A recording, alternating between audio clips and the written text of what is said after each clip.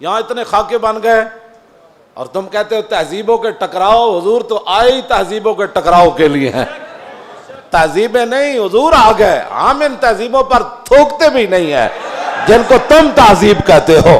جن کو اپنی ماں اور بہن کا پتہ نہیں ہے وہ کون سی تہذیب ہے؟ ہاں جی. جن کو خنزیر اور بکری کے فرق کا پتہ نہیں ہے وہ کون سی تہذیب ہے؟ بزدلو، جو دین کی ترجمانی نہیں ہوتی تو پھر ایسے لوگوں کو میدان میں لاؤ جو دین کی ترجمانی کر سکے. دین کے لبادے بھی اوڑے ہوئے اور جناب بڑے بڑے جبے اور دستاریں بھی تم نے پہنی ہوئی ہیں اور حضور کی عزت پر بات نہیں کر سکتے تم. اور تمہاری یہ عزتیں کس کے لیے ہیں؟ سنو، یہ سارے بہت سارے لوگوں کے مرید ہوتے ہیں اور میرے بارے میں پھر کہتے ہیں آپ نے ہمارے پیر کے بارے میں. میں تو پیر فقیر کے بارے میں بات کرتا ہی نہیں ہوں. داتا صاحب کتنے بڑے پیر ہیں. داتا صاحب نے پتہ کیا لکھا؟ ولی کی ساری زندگی نبی کے ایک سانس کے برابر نہیں ہے.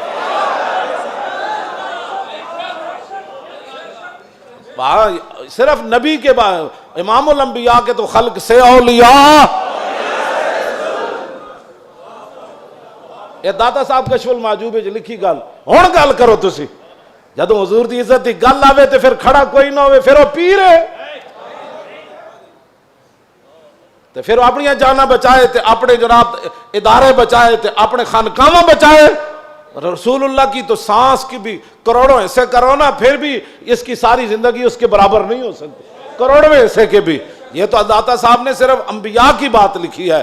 رہ گئی حضور کی بات تو خلق سے اولیاء اور فاق النبیین فی خلق وفی خلق ولم یدانو فی علم ولا کرم وکلہم من رسول اللہ ملتمس غرفا من البحر اور رشفا من الدیم وواقفون لدے عند حد من نقطۃ العلم او من شکلۃ الحکم. ایدہ تو میں ترجمہ نہیں کر سکتا انبیاء دی عظمت دی وجہ. امام بوصیری گل کتھے جا کے کی تھی کہ حضور دی شان کتھے جا کے ہے. فرمایا سارے انبیاء اور رسل حضور سے یہ عرض کرتے رہے کہ حضور اپنے کرم کا ایک چھینٹا ہمیں بھی عطا فرما. وَكُلُّهُم مِّن رَّسُولِ اللَّهِ مُلْتَمِسٌ غَرْفًا مِّنَ الْبَحْرِ أَوْ رَشْفًا مِّنَ الدِّيَمِ. یا اپنے سمندر سے ہمیں ایک چلو عطا فرما دو. اے لفظ اے شیر ہوندا نا دائیں بائیں تے حضور نے تو سنیا سی بوسیری نو چادر دیتی. جے دے وچ کوئی گل ہوندی تے حضور نے فرمانا سی بوسیری اے شیر کٹ دے. تمہیں مقام رسول کا پتہ ہی نہیں ہے. باتیں لوگوں کو اگر مگر کی کرتے ہو. اگر مگر سے ناموس رسالت پر پیرا تھوڑا ہونا ہے. اگر مگر سے پیرا نہیں ہونا. پیرا رسول اللہ کی عزت کا ایسے ہی ہونا ہے جیسے صدیق اکبر نے پیرا دیا, جیسے فاروق اعظم نے پیرا دیا.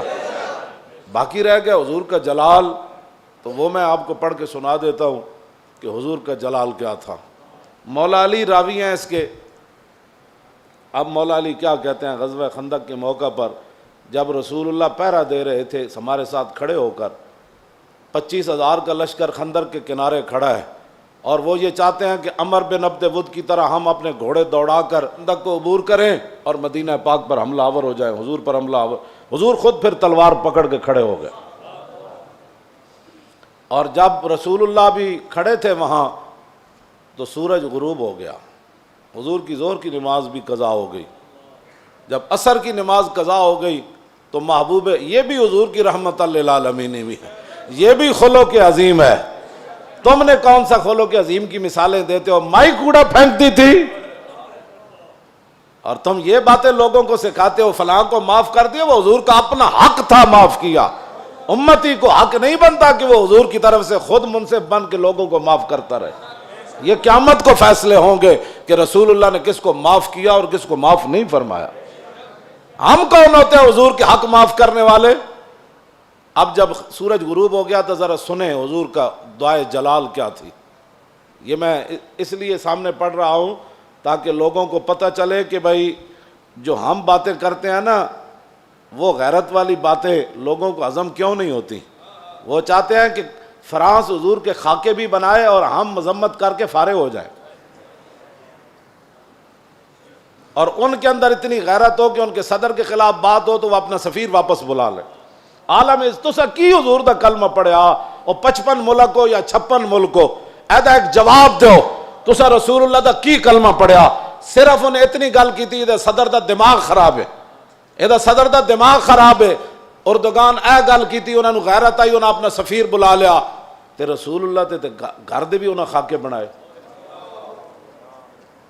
تساں کی غیرت کی تھی؟ اور جڑے غیرت دا سی سبق دیں دیا تسی فرانس دے خلاف ساڑھے مسیطہ دے حملے کرنے ہو، علماء دے تسی جلوس بند کیتے، نہیں جی اجازت نہیں ہے، حالات نہیں ٹھیک۔ اور کیڑے حالات اسی بنائے؟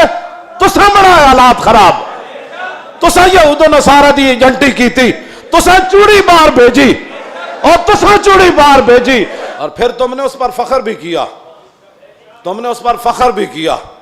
ہمیں حضور کی غلامی پر بھی فخر ہے اور ممتاز قادری کے عمل پر بھی فخر ہے، غازی ظہیر کے عمل پر بھی فخر ہے، اور غازی عبداللہ کے عمل پر بھی فخر ہے کہ اس نے گستاخ کو پکڑ کر ایسے گردن کاٹ دی، اس پر بھی ہمیں فخر ہے۔ اور فرانس کے اندر جو کچھ مسلمان اپنی بساط کے مطابق گستاخان کے خلاف کر رہے ہیں، ہمیں اس پر بھی فخر ہے، ہمیں اس پر بھی فخر ہے، ہمیں اس پر فخر ہے، ہم ان کے ساتھ ہیں۔ تم گستاخ کو چھوڑ کر کہتے ایک چھوٹے سے گروہ تھا اور ہم نے اس کو اندر کر دیا اور چوڑی کو چھوڑ دیا، تم نے اس پر فخر ہے اور اس فخر پر قائم رہنا، دنیا میں بھی قائم رہنا ہے تم نے اور قبر میں بھی قائم رہنا ہے، کل حشر میں بھی تم نے اس پر قائم رہنا ہے۔ اور ہم دنیا میں بھی قائم کھڑے ہیں کہ ممتاز قادری کے ساتھ کھڑے ہیں، ہم تمام غازیان اسلام کے ساتھ کھڑے ہیں، ہاں جی تمام محافظان ناموس رسالت کے ساتھ کھڑے ہیں، ہمیں اس پر فخر ہے، اور ہم کل قبر کے اندر بھی ہمیں اس پر فخر ہے، اور کل قیامت والے دن تو پھر بات ہی رسول اللہ کی ہے۔ حضور کا جلال دیکھیں، حضور کا جلال دیکھیں، حضور نے کیا فرمایا جب سورج غروب ہو گیا تو عن علی، مولا علی کہتے ہیں ان رسول اللہ صلی اللہ علیہ وسلم قال یوم الخندق ملا اللہ بیوتہم وقبورہم نارا کما شغلونی عن الصلاۃ الوسطی حتی غابت الشمس۔ مولا علی فرماتے ہیں جب سورج بالکل قریب جا پہنچا اور غروب ہونے کے جب قریب ہوا تو حضور نے اس وقت کیا فرمایا؟ یا اللہ انہوں نے ہمیں عصر کی نماز نہیں پڑھنے دی، اب ان کا کیا علاج ہے؟ یا اللہ ان کے گھر بھی ان کی قبریں بھی آگ سے بھر دے۔